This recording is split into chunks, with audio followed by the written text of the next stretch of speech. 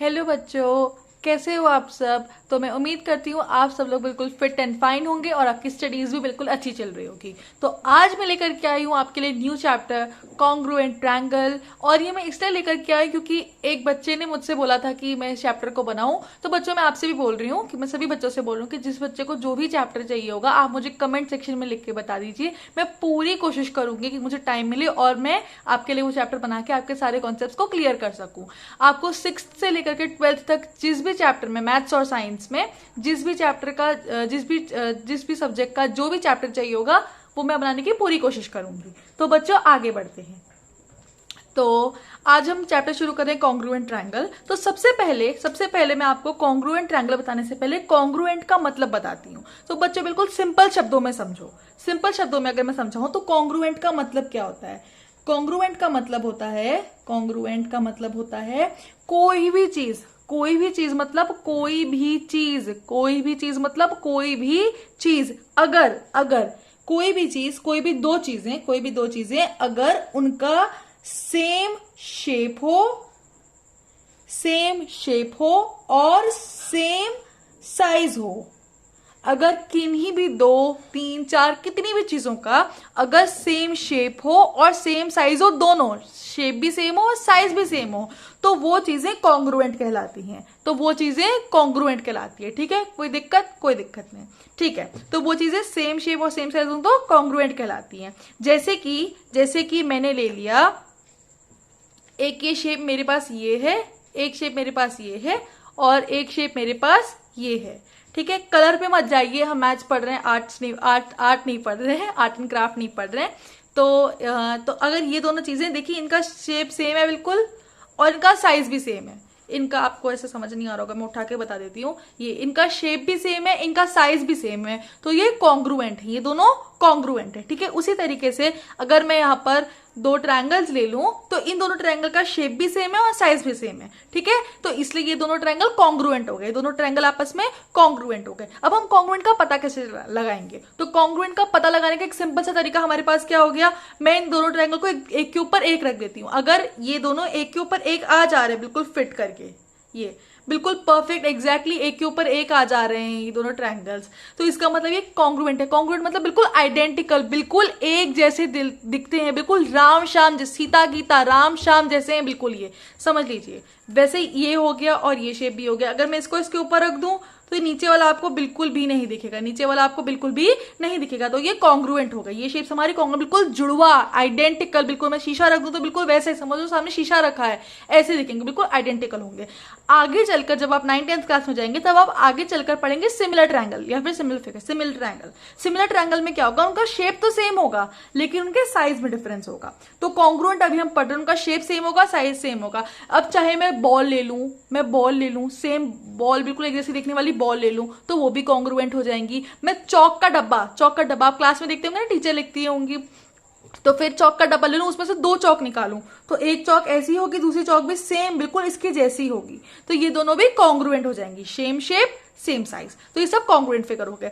अब अगर 2 चीजें कॉन्ग्रुएंट है, जैसे कि मैंने एक सर्कल यहां पर बना लिया और एक सर्कल यहां पर बना लिया, अब अगर ये दोनों कॉन्ग्रुएंट है, बिल्कुल आइडेंटिकल, बिल्कुल एक जैसे दिखते हैं, तो इनके बीच का जो रिश्ता होगा, मैं क्या बोलूंगी, इन दोनों के बीच में क्या है, इन दोनों के बीच का कैसा रिश्ता है, इन दोनों के बीच का जो रिश्ता होगा उस रिश्ते को मैं बोलूंगी कॉन्ग्रुएंसी। क्या बोलूंगी, कॉन्ग्रुएंसी। ठीक है, इस रिश्ते को मैं बोलूंगी कॉन्ग्रुएंसी। तो सबसे पहले हम देखते हैं कि हम बिल्कुल सिंपल फिगर से शुरू करते हैं, जो कि एक होगी लाइन सेगमेंट, सही भाषा में कहूं तो लाइन सेगमेंट। ठीक है, उम्मीद करती हूँ आपको लाइन सेगमेंट रे के बीच का डिफरेंस अब पता होगा। वो पिछले चैप्टर में आपको दिक्कत है तो मैं उसके लिए एक छोटा सा वीडियो, बिल्कुल 2-4 मिनट का वीडियो अपलोड कर दूंगी इनके डिफरेंस के बीच में। ठीक है, ओके। तो मैंने अगर एक लाइन सेगमेंट ले ली AB और मैंने एक और लाइन सेगमेंट ले ली CD और मैंने यहां पर एक लाइन सेगमेंट और ले ली PQ और मैंने एक लाइन सेगमेंट और ले ली RS, तो ये कब कॉन्ग्रुएंट होंगी, जाहिर सी बात, अगर मैं CD को उठा के AB के ऊपर रखूं तो बिल्कुल इसको ओवरलैप कर देगी, बिल्कुल इसके ऊपर आ जाएगी ना, बिल्कुल दोनों का सेम शेप है और सेम साइज है। तो 2 लाइन, और अगर इसको इसके ऊपर रखूं तो नहीं होगी, ये छोटी हो जाएगी। इसको यहां पर रखूं तो यहां पर आएगी कहीं RS कहीं यहां पर आएगी, है ना। इसको उठाकर यहां पर अगर मैं रख दूं तो इसका मतलब 2 लाइन्स कब कॉन्ग्रुएंट होंगी, जब उनका सेम जब उनकी लेंथ सेम होगी, जब उनकी लेंथ सेम होगी। तो दो लाइन सेगमेंट तब कॉन्ग्रुएंट होगी जब उनकी लेंथ सेम होगी। इसी तरीके से अब हम देखते हैं एंगल्स के बारे में। तो दो एंगल, मैंने दो एंगल ले लिए, दो एंगल कब कॉन्ग्रुएंट होंगे? देखो इसको मैं आपको डायरेक्ट करके दिखाती हूं। देखो ये क्या है, एक राइट एंगल ट्रायंगल है। अगर मैं इस ट्रायंगल को इसके ऊपर रखूं, ऐसे इस एंगल को, सॉरी इस एंगल को मैं इसके ऊपर रखूं, तो ये कैसा दिखेगा? कुछ इस तरीके का दिखेगा, कुछ इस तरीके का दिखेगा, है ना। कुछ इस, यहाँ पर x आ जाएगा, यहाँ पर x आ जाएगा, यहाँ पर y आ जाएगा, यहाँ पर z आ जाएगा, है ना। तो ये इसके ऊपर आ रहा है, ओवरलैप नहीं कर रहा है ना, इसके ओवरलैप नहीं कर रहा। कॉन्ग्रुएंट मतलब समझ लो ओवरलैप कर रहा है, बिल्कुल उसके ऊपर आ रहा है, बिल्कुल उसके ऊपर। मेरा हाथ देखो, बिल्कुल इसके ऊपर आ रहा है ना, तो ये कॉन्ग्रुएंट हो गया।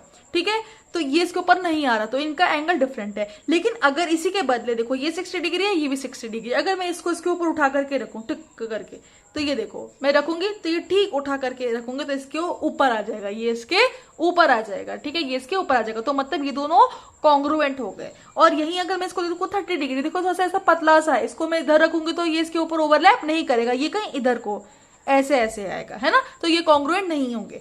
अच्छा, एक चीज इसमें और डाउट आएगी कि ये देखो इसकी आर्म तो लंबी है, इसकी आर्म छोटी है। तो बच्चों मैं आपको एक चीज याद दिला दूं कि एक चीज देखो, यहां पर इसका ये एंड ओपन है, ये एक रे है, ये एक रे है, ये एक रे है। तो ये रे तो कितनी भी मैं छोटी बड़ी कर सकती हूँ ना, मैं चाहूं तो मुझे PQ छोटा दिख रहा है, मैं इसको लंबा कर दूं, क्योंकि मैं तो इसको खींच सकती हूँ ना। ये हाँ, अगर ये पॉइंट मैंने ऐसे बंद कर दिया होता तब मैं कहती भी, लेकिन ये तो एक रे है, तो मैं इसको चाहूं तो मैं इसको लो इतना लंबा कर दिया मैंने, तो इससे कोई फर्क नहीं पड़ता, हमें सिर्फ एंगल से फर्क पड़ता है। ठीक है, तो ये मुझे पता चल गया कि अच्छा हाँ, तो अब एंगल्स कब कॉन्ग्रुएंट होंगे? तो एंगल्स तब कॉन्ग्रुएंट होंगे, दो एंगल्स कब कॉन्ग्रुएंट होंगे? जब उनके बीच का जो एंगल, जो उनका डिग्री एंगल है, जो उनका मेजर है, जब उनका मेजर है, जब वो सेम होगा, जब वो सेम होगा। ठीक है, जब उनका मेजर सेम होगा तब दो एंगल्स कॉन्ग्रुएंट हो जाएंगे। अभी कॉन्ग्रुएंसी के साइन के बारे में बात करते हैं। तो कॉन्ग्रुएंसी का जो साइन है उसको हम ऐसे लिखते हैं, उसको हम क्या लिखते हैं? ऐसे लिखते हैं, ये इक्वल का साइन और उसके ऊपर ऐसे। ठीक है, ये कॉन्ग्रुएंसी का साइन हो गया। ओके, तो उसी तरीके से मैं लिख सकती हूँ कि जो ए बी है ये कॉन्ग्रुएंट है CD के। लिख सकती हूँ, नहीं लिख सकती हूँ? ये लाइन ए बी, ठीक है, ए बी लाइन है ना, लाइन सेगमेंट है ना, इसका सिंबल हो गया। ठीक है, लाइन सेगमेंट का, तो ये ए बी इसके कॉन्ग्रुएंट है, ऐसे लिख सकती हूँ मैं। या फिर मैं ये कहूँ कि अगर ए बी की अगर लेंथ, लाइन ए बी की लेंथ अगर CD के इक्वल है तो ये कॉन्ग्रुएंट हो जाएंगे सिर्फ लाइन के केस में। और ये एंगल हो गया, मैं ऐसे एंगल के लिए लिख सकती हूँ कि एंगल ABC ये किसके कॉन्ग्रुएंट है? एंगल PQR के कॉन्ग्रुएंट है। तो ये हमारी कॉन्ग्रुएंसी, उम्मीद करती हूँ आपको समझ में आ गई। अब देखो, अभी इस चैप्टर में मैंने आपको बताया कि कोई भी चीज अगर उसका शेप है, साइज है, तो वो कॉन्ग्रुएंट हो जाएगी। तो देखो अभी हम आपके लेवल पर और इस चैप्टर में, इस क्लास में हम सिर्फ 2D, 2 डायमेंशनल जो प्लेन ऑब्जेक्ट है, प्लेन मतलब जिसको मैं पेपर में ड्रॉ कर सकती हूँ। देखो मैं बॉल को तो पेपर में ड्रॉ नहीं कर सकती, है ना। और क्या कहते हैं, ये मेरा शॉर्पनर हो गया, मैं इस शॉर्पनर को तो ड्रॉ नहीं कर सकती ना, इसको तो मैं खाली ऐसे रख सकती हूँ, इसको मैं ड्रॉ नहीं कर सकती ना, ड्रॉ करूँ तो अच्छे लोग कैसे इससे। ठीक है, तो हम सिर्फ उनके कॉन्ग्रुएंसी के बारे में पढ़ेंगे। ठीक है, तो उसके कॉन्ग्रुएंसी में भी हम इधर सिर्फ ट्रायंगल के बारे में पढ़ेंगे, हम सिर्फ ट्रायंगल की कॉन्ग्रुएंसी के बारे में पढ़ेंगे। ठीक है बच्चों, तो चलिए आगे बढ़ते हैं। अच्छा बच्चों, तो अब हम कंटिन्यू करें ट्रायंगल की कॉन्ग्रुएंसी के साथ। देखो ट्रायंगल कब कॉन्ग्रुएंट होंगे? एक तो जब मैंने बता दिया, जब वो कॉन्ग्रुएंट होंगे, मतलब एक दूसरे के एग्जैक्ट कॉपी होंगे, है ना, तो तब ट्रायंगल कॉन्ग्रुएंट होंगे। तो एक तरीका तो पता लगाने का ये होगा, जैसे मैंने ये दो ट्रायंगल ड्रॉ किए थे, ये एक दूसरे के ऊपर आ रहे हैं, अगर ये दोनों ट्रायंगल एक दूसरे के बिल्कुल ऊपर आ रहे हैं, मतलब ये कॉन्ग्रुएंट है। लेकिन अब बार बार तो मैं ट्रायंगल को ऐसे एक दूसरे के ऊपर कट करके मैंने ऐसे ड्रॉ कर दी, मैं बार बार उनको कट करके चेक करूंगी नहीं। तो ट्रायंगल की कॉन्ग्रुएंसी पता लगाने के लिए हमारे पास रूल्स होते हैं। ट्रायंगल की कॉन्ग्रुएंसी पता लगाने के लिए हमारे पास रूल्स होते हैं, और 3 रूल्स होते हैं, 3 रूल्स होते हैं। एक हो गया 3 रूल्स हो गए, एक हो गया SSS रूल, एक हो गया SAS रूल, और एक हो गया ASA रूल, एक हो गया ASA रूल। ठीक है, तो ये 3 रूल्स हमारे पास होते हैं। ठीक है, ओके, तो अब हम आगे बढ़ते हैं। ओके, ये रूल्स हम एक एक करके पढ़ेंगे, अब इनके नाम से बिल्कुल भी मत घबराइएगा, ये बहुत सिंपल है, ये चैप्टर भी इनफैक्ट बहुत सिंपल है। ठीक है, और ये बहुत जल्दी खत्म हो जाएगा चैप्टर। ठीक है, तो अब देखो, उससे पहले हमें जानने के लिए, ये सब समझने के लिए हमें कुछ चीजें समझनी पड़ेंगी। हमें कोरिस्पॉन्डिंग, ये जो वर्ड है ना, corresponding sides, corresponding angles, corresponding vertices, इसका मतलब हमें समझना पड़ेगा। देखो ये दोनों ट्रायंगल कॉन्ग्रुएंट, जैसे ये दोनों ट्रायंगल कॉन्ग्रुएंट है, बिल्कुल एक जैसे दिख रहे हैं, मैंने बिल्कुल कॉन्ग्रुएंट ही बनाए, ठीक है, बिल्कुल एक जैसे दिख रहे हैं। तो देखो अगर मैं जैसे ये दोनों ट्रायंगल ही हो गए, अगर मैं इन दोनों को एक दूसरे के ऊपर रख रही हूं तो अगर मैं ऐसे ऊपर रखूंगी तो नहीं होगा ना कॉन्ग्रुएंट, ऐसे रखूंगी तो नहीं होगा। लेकिन अगर मैं इसको ऐसे रखूंगी तो ही कॉन्ग्रुएंट होगा। मतलब कि अगर मैं इसका ये वाला साइड इसके ये वाले, अगर मैं इसका ये वाला साइड इस वाले के ऊपर रख रही हूँ और ये वाला साइड इस वाले के ऊपर रख रही हूँ और ये वाला वर्टेक्स इसके ऊपर रख रही हूँ, तभी ये कॉन्ग्रुएंट हो रहा है। अगर मैं कुछ इस तरीके का ट्रायंगल ले लूं, ये इस तरीके का ट्रायंगल ले लूं, तो देखो ऐसे रख कर तो ये कॉन्ग्रुएंट है, बिल्कुल एक दूसरे के ऊपर आ रहा है, आपको नीचे वाला दिख नहीं रहा। लेकिन अगर मैं इसको ऐसे रख दूं, ऐसे, अब तो ये कॉन्ग्रुएंट नहीं रहे ना, मतलब अब तो आपको दिखने में नहीं लग रहे होंगे ना, देखो ना, अब तो एक जैसे नहीं, अब तो एक दूसरे को सुपर इंपोज नहीं कर रहे, तो एक दूसरे के ऊपर नहीं आ रहे, एक दूसरे को ओवरलैप नहीं कर रहे। तो मतलब ये तभी कॉन्ग्रुएंट होंगे, ये तभी कॉन्ग्रुएंट कहलाएंगे जब मैं इसको ऐसे रखूं। मतलब कि इस वाले ट्रायंगल का ये वाला जो ट्रायंगल है, इस वाले ट्रायंगल का ये वाला एंगल इसके ऊपर आए, है ना, इस वाले ट्रायंगल का ये वाला एंगल इसके ऊपर आए, ये वाला इसके ऊपर आए और ये वाला इसके ऊपर आए, तब जाके ये कॉन्ग्रुएंट होंगे, वरना तो ये ऐसे हो जाएंगे, है ना। इसीलिए तो इसी को हम बोलेंगे कोरेस्पॉन्डिंग, इसी को हम बोलेंगे कोरेस्पॉन्डिंग। मतलब कि इस एंगल की ये वाली जो साइड है, ये इस वाले ट्रायंगल की जो ये वाली साइड है वो इस वाले ट्रायंगल के ये वाली साइड के बराबर है। तो मतलब इस ट्रायंगल की, मान लिया मैंने इसको नाम दे दिया ABC, इसको नाम दे दिया PQR, ठीक है। तो इस वाले ट्रायंगल की जो साइड PQ है वो इस वाले की AB के बराबर है। तो ये दोनों क्या होंगी, कोरेस्पॉन्डिंग साइड्स हो गई। तो इसमें अगर मैं लिखूं कोरेस्पॉन्डिंग साइड्स लिखूं अगर मैं, तो कोरेस्पॉन्डिंग साइड्स कौन सी होगी, AB के बराबर हो गई PQ, AB के बराबर हो गई PQ। इसको कोरेस्पॉन्डिंग का साइन ये होता है, ठीक है। AB के कोरेस्पॉन्डिंग, उसको बोलेंगे AB के कोरेस्पॉन्डिंग हो गई PQ, है ना। BC के कोरेस्पॉन्डिंग हो गई QR, तो BC के कोरेस्पॉन्डिंग हो गई QR, और AC के कोरेस्पॉन्डिंग हो गई RP। ये AC के कोरेस्पॉन्डिंग हो गई, सॉरी AC के कोरेस्पॉन्डिंग RP नहीं, AC के कोरेस्पॉन्डिंग PR, AC के कोरेस्पॉन्डिंग PR, या फिर मैं यूं कहूं CA के कोरेस्पॉन्डिंग RP। समझे, ऐसे चलेगा, ऐसा नहीं कि एक का मैं AC लिखूं दूसरे का मैं RP लिखूं, ठीक है। एक का AC तो दूसरे का PR, एक का CA तो दूसरे का RP, ठीक है। तो AC के कोरेस्पॉन्डिंग हो गई PR, ठीक है। और इसको ज्यादा अच्छा बेटर लिखने का तरीका ये है कि अगर मैं ऐसे चल रही हूं ना ABC PQR, तो मुझे ऐसे ही लिखना चाहिए ABC A, ऐसे ऐसे ऐसे ऐसे, ठीक है। तो मैं इसको लिखूंगी CA के कोरेस्पॉन्डिंग हो गई RP, ठीक है। ये हो गए कोरेस्पॉन्डिंग साइड। उसी तरीके से मैं अगर कोरेस्पॉन्डिंग वर्टिसेस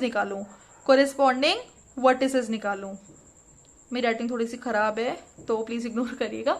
तो वर्टिसेस, तो A और P, तो अगर मैं इस वाली वर्टेक्स को इसके ऊपर रखूं तभी ये लोग कॉन्ग्रुएंट होंगे, तो मैं क्या लिखूंगी, A के कोरेस्पॉन्डिंग वर्टेक्स हो गई P, B के कोरेस्पॉन्डिंग हो गई Q और C के कोरेस्पॉन्डिंग हो गई R, ठीक है। उसी तरीके से मैं कोरेस्पॉन्डिंग एंगल्स भी निकाल सकती हूँ, इधर लिख देती हूँ, कोरेस्पॉन्डिंग एंगल भी निकाल सकती हूँ, ठीक है। कोरेस्पॉन्डिंग एंगल्स भी निकाल सकती हूँ, एंगल्स लिखा है हमने, ठीक है। कोरेस्पॉन्डिंग एंगल कौन से हो गए, ABC और PQR, ABC और PQR, ठीक है।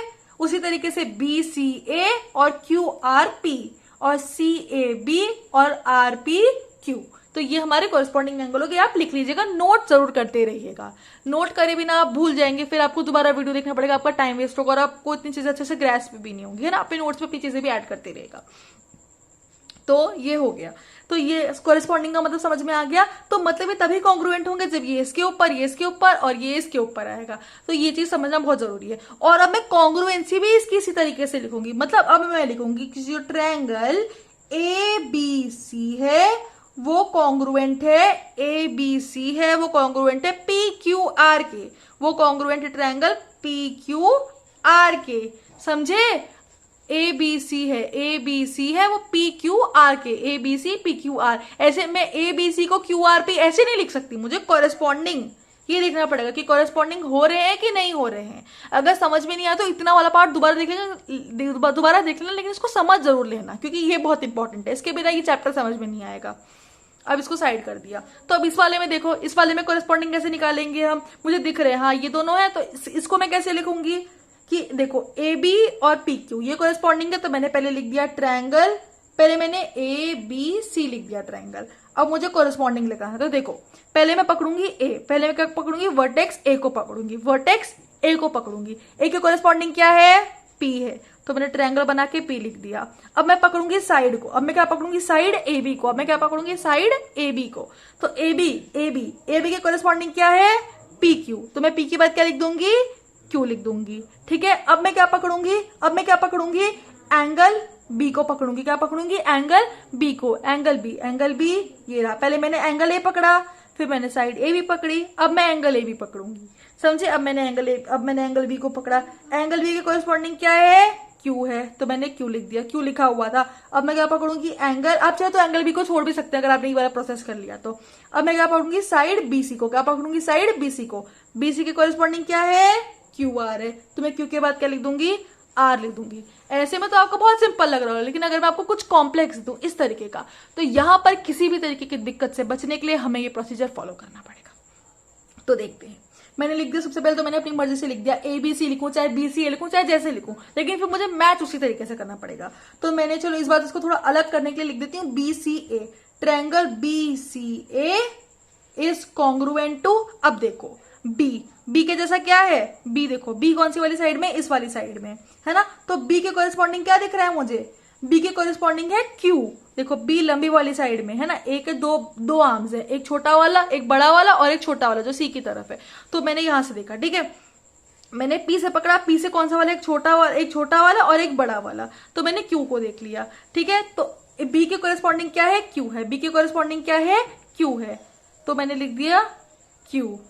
अब देखो बी के बाद क्या आ रहा है, बी सी, बी के पहले मैंने बी को देखा, अब मैं बी सी को देख रही हूं, मैं क्या देख रही हूँ, बी सी को देख रही हूँ, बी सी। अब देखो बी से भी दो आर्म्स जा रहे हैं, बी से भी दो आर्म्स जा रहे हैं, तो देखो क्यू से भी दो आर्म्स जा रहे हैं, है ना, एक ये छोटा वाला जा रहा है और एक ही बड़ा वाला जा रहा है, एक ये छोटा वाला जा रहा है और एक ये बड़ा वाला। ये ट्रायंगल आपको थोड़ा कंफ्यूजिंग दिख रहा होगा, कोई बात नहीं, आपके क्वेश्चन में मार्क्ड होगा। ठीक है, ये छोटा वाला है और ये बड़ा वाला है। ठीक है, तो अब क्यू से भी दो आर्म्स जा रहे हैं, छोटा वाला और एक बड़ा वाला, तो छोटा वाला बी सी कौन सा है, बी सी छोटा वाला है ये, तो क्यू पी, तो यहां हो जाएगा क्यू पी। अब मैं क्या देखूंगी, सी ए को, मैं सी को भी देख सकती हूँ, सी मुझे आर के ये सी मुझे पी के कोरिस्पॉन्डिंग दिख जाएगा ऐसे। ठीक है, आप ये सब छोड़ भी सकते हैं, कोई बात नहीं। अब मैं देखूंगी सी ए को, सी ए हो गया छोटा वाला, तो अब मैं पी से देखूंगी, पी आर हो गया छोटा वाला, तो क्यू पी आर।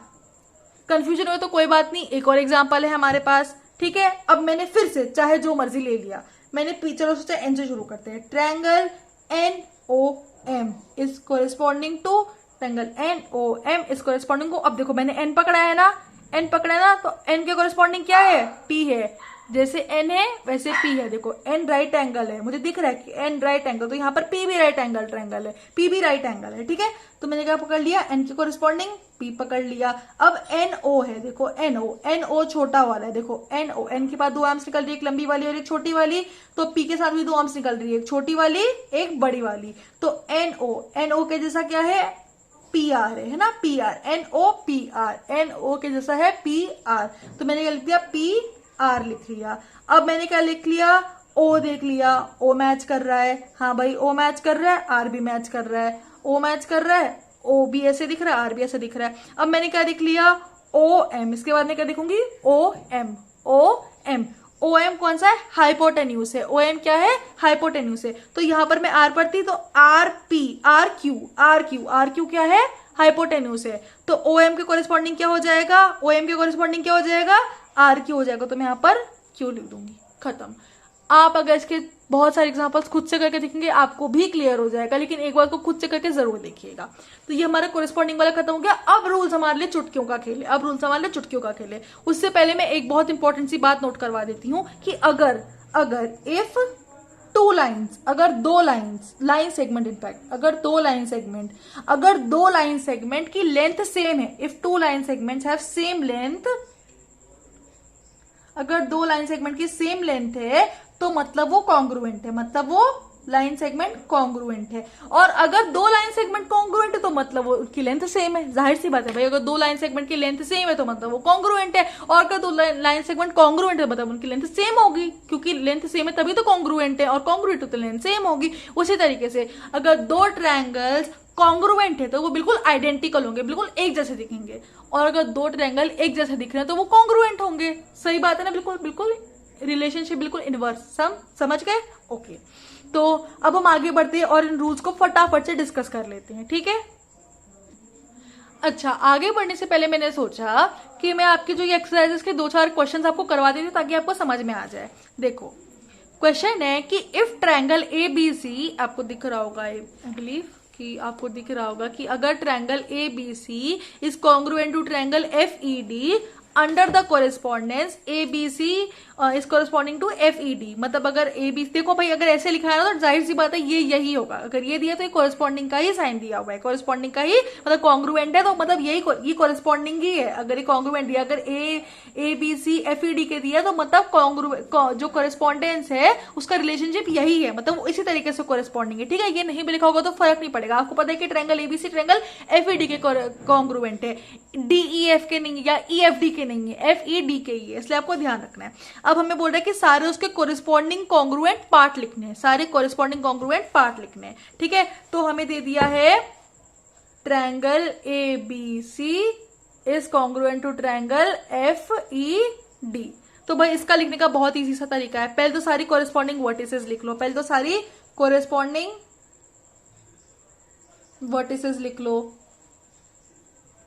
भाई देखो, कोरिस्पॉन्डिंग वर्टिसेस लिखने के लिए जो ए होगी वो एफ के होगी, जो वर्टेक्स ए होगी वो एफ के कोरिस्पॉन्डिंग होगी, जो बी होगी वो ई की, वो बी होगी वो ई के होगी, और जो सी होगी वो डी के कोरिस्पॉन्डिंग होगी। तो ए के कोरिस्पॉन्डिंग हो गया एफ, बी के कोरिस्पॉन्डिंग हो गया ई, और सी के कोरिस्पॉन्डिंग हो गया डी। खत्म बात, इजी सा था बिल्कुल। अब अगर हमें लिखनी है कोरिस्पॉन्डिंग साइड्स, कोरिस्पॉन्डिंग साइड्स लिखनी है, ठीक है। अब हम लिखेंगे कोरिस्पॉन्डिंग साइड्स। तो देखो भाई, एक हो गई ए बी, जो ए बी हो गई ए बी की कोरिस्पॉन्डिंग क्या होगी एफ ई, ए बी की कोरिस्पॉन्डिंग क्या होगी एफ ई, तो ए बी की कोरिस्पॉन्डिंग हो गई एफ ई। और बी सी, अब हम पकड़ेंगे बी सी, क्या पकड़ेंगे बी सी, क्या पकड़ेंगे बी सी, बी सी की कोरिस्पॉन्डिंग हो जाएगी पीछे की दो जो की हो गई ई डी, तो बी सी की कोरिस्पॉन्डिंग हो जाएगी ई डी। और एक साइड हमारी और बच गई, एक साइड हमारी और बच गई, वो बच गई ए सी। कौन सी बच गई ए सी या फिर सी है, जो बोलना है बोल सकते हो, ठीक है। और एक ये बच गई ये, इसमें भी हम यही पकड़ेंगे, तो हमारी सी ए के कोरिस्पॉन्डिंग हो गई डी एफ, ठीक है। अब तुम चाहे इसको बी ए कोरिस्पॉन्डिंग ई एफ लिख दो, लेकिन बी ए कोरिस्पॉन्डिंग ई एफ लिखना, बी ए कोरिस्पॉन्डिंग एफ ई मत लिखना, ठीक है। बी ए कोरिस्पॉन्डिंग ई एफ लिखना, बी ए ई एफ, बी ए ई एफ ई मत लिखना, ठीक है। चाहो तो उसका ट्रायंगल भी बना करके देख सकते हो, ए बी सी, थोड़ा अलग टाइप का बनाती हूँ, ए बी सी और एफ ई डी, ठीक है। ओके, और अगर मुझे अब निकालना है corresponding angle, corresponding angles, corresponding angle निकालने, तो एंगल दोबारा लिख देती हूँ यहाँ पर मैं, triangle A B C congruent है ट्रायंगल एफ ई डी के, ठीक है। तो इसका एंगल निकालना, तो एक एंगल हो जाएगा ए बी सी, एक एंगल तो हो जाएगा A B C, A B C, A B C, A B C. तो ए बी सी जो होगा एंगल ए बी सी वो किसके कोरिस्पॉन्डिंग होगा एंगल एफ ई डी के, A B C F E D के होगा, ठीक है। अब ए बी सी पकड़ा था, अब ए को हटा दो, अब क्या होगा B C A, B C A, B C A B C, B C A, B C ए।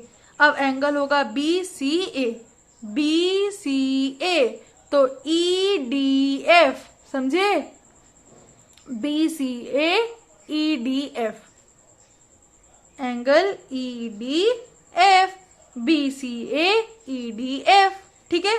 और एंगल सी ए बी, अब क्या पकड़ेंगे सी ए बी, तो D F E, C A B D F E, ठीक है। समझ रहे हो ना, पैटर्न पकड़ रहे हो, C A B angle D F ई।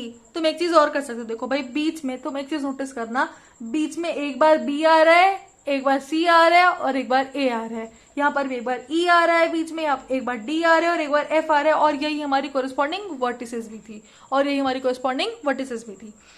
समझे? तो क्या हो जाएगा, तो कौन सी कोरिस्पॉन्डिंग एंगल हो गए, A B C A B, तो F E D F D F E. ठीक है, समझ गए। चलो, तो ये हमारे कॉरेस्पॉन्डिंग वाला फंडा क्लियर हो गया। ये समझाने में मैंने इतना टाइम इसलिए लगाया क्योंकि इसके बिना तुम्हें कुछ समझ में नहीं आएगा, तो ये बहुत इंपॉर्टेंट चीज थी। इसके बाद अब रूल्स हमारे फटाफट से खत्म हो जाएंगे। अगर तुम्हें इतना समझ में आ गया, इतना समझ में नहीं आया तो वीडियो को दोबारा देख लेना, लेकिन ये जरूर समझ लेना। तो मिलते हैं हम अगले वीडियो में अगले रूल्स के साथ, और उसके साथ में तुम्हें एक्सरसाइज के क्वेश्चन भी कुछ इंपॉर्टेंट वाले करवा दूंगी, ताकि वो क्वेश्चन भी आप लोगों को समझ में आ जाए। ठीक है, तो तब तक के लिए मिलते हैं। Okay, good bye. और चैनल को लाइक शेयर सब्सक्राइब कर देना, और तुम्हें किसी भी टॉपिक में दिक्कत हो 6 to 12 तो मुझे नीचे कमेंट सेक्शन में बता देना। मैं पूरी कोशिश अपनी तरफ से करूंगी कि मैं तुम लोगों के लिए टाइम निकाल करके वीडियो बना पाऊं। तो बच्चों अच्छे से पढ़ते रहिए। All the very best.